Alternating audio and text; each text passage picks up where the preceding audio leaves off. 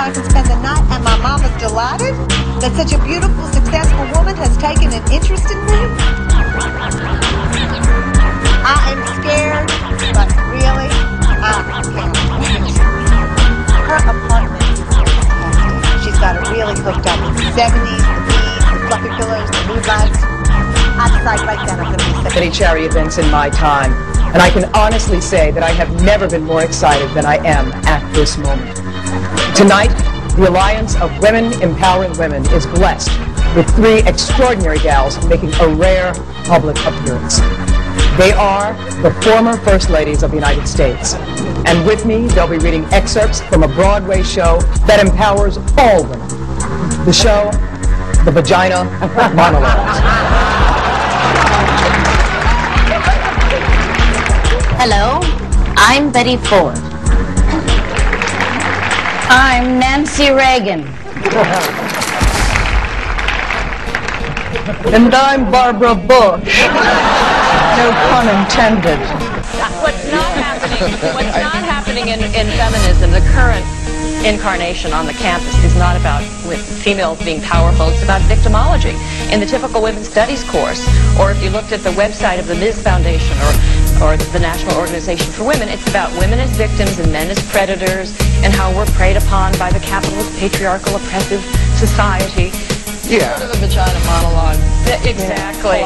That vagina monologue, which is, you know, a little bit. Women are from Venus, men are from hell. Okay, that's the philosophy.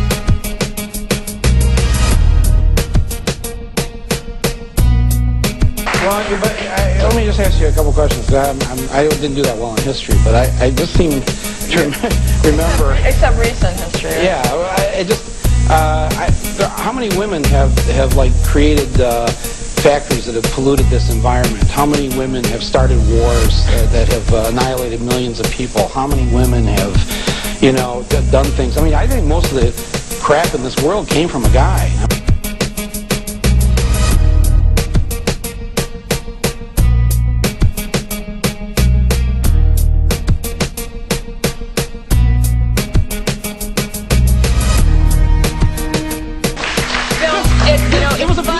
She said it was just funny when, you know, men are, you know, hassled by women and so forth, but when it's little boys who are the target of this kind of hostility and animosity, then it's very serious. And what I found is that attitude of sort of belittling men, putting them down, that's carried now into the classroom. And you talk to almost any parent who has a boy in school, and being a boy is now considered like a pathology, a disorder, something he needs to recover from. There's intolerance of their high-spiritedness. I mean, if only we would pay attention to all those school shootings done by all those girls school shooters, all those girl serial killers, all those... Do you think that shooting in schools is typical boy behavior? It's absolutely true, no discussion. The majority of violent felons are males, but the majority of males are not violent felons, okay? You have to follow that logic. The majority of little boys are not predators, they're not proto-harassers and aggressors, and yet increasingly they're treated that way in the classroom. And there are theories that are coming out of Harvard School of Education that little boys need to be transformed and re-socialized towards femininity, and I find that's rather hostile and intolerant. Right, it's just that I mean, how did you become so disparaging of your sex? You have to have a little... No, I'm not disparaging. I want to live as long as you. I want to sit here and agree with you. I'm trying to... Well, one of the things they told me was that he was at the house one night, and we were talking, and he started laughing. He said, "Aaron, what do you think women's liberation was about?" And I said, I had pretty conventional thinking about it at that point. I said, I think it's about women having the right to work, getting equal pay with men, just like they won the right to vote, you know? And he started to laugh. He said, "You're an idiot." And I said, "Why am I an idiot?" He said, let me tell you what that was about. We, the Rockefellers, funded that. We funded Women's Lib, you know? And we're the ones who got all over the newspapers and television, the Rockefeller Foundation. He says, and you want to know why? He says, there were 2 primary reasons. And they were, one reason was we couldn't tax half the population before Women's Lib. And the second reason was, now we get the kids in school at an early age. We can indoctrinate the kids how to think. It breaks up their family. the kids start looking at the state as the family, as the school, as the officials, as their family, not as the parents teaching them.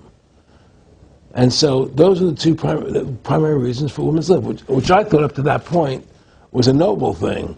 You know, when I saw their intentions behind it, where they were coming from when they created it, the thought of it, I saw the evil behind what I thought was a noble venture. Aaron, did you know that Gloria Steinem, in one of her own books, now admits the CIA funded Miss Magazine? No, I had no idea about that.